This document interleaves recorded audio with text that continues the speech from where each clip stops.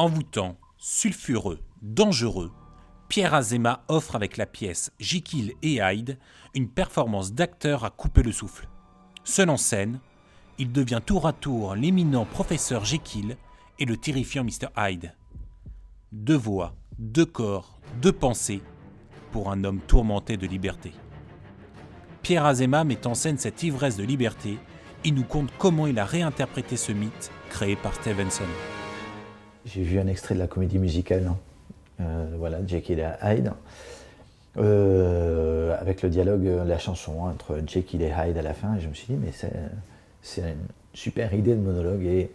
Et après, c'est marrant comme les signes, parce que juste après, je me suis souvenu aussi que Jekyll et Hyde, ça avait été quelque chose qui m'avait marqué, et pas tant pour le bien ou le mal, que pour la liberté de Hyde par rapport à la restriction de Jekyll. Je voulais absolument que les gens aiment Hyde. Pour que la fin de la scène de séduction, il fallait que, en gros, que les filles se disent waouh, waouh, que les mecs se disent ah, l'enfoiré, il est fort. Et qu'ils soient retournés par ce qu'il va faire. Ou ils savent déjà que c'est un mec qui peut faire n'importe quoi, n'importe quand, et qu'il va être dangereux, et qu'il est dangereux. Ils le savent, on vient d'avoir qu'il a tapé sur une petite gamine, etc.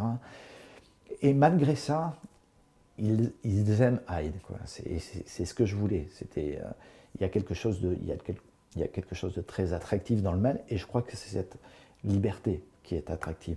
Et à contrario, Jekyll, lui, voilà, c'est un mec qui voilà, c'est l'époque victorienne, donc même les mecs sont dans des corsets.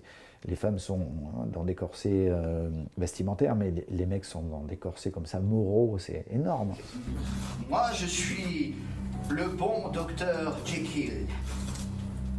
Hyde sera l'autre. Moi, je voulais que c'était vraiment un combat entre Jekyll et Hyde, et tout le spectacle tourne autour de ça.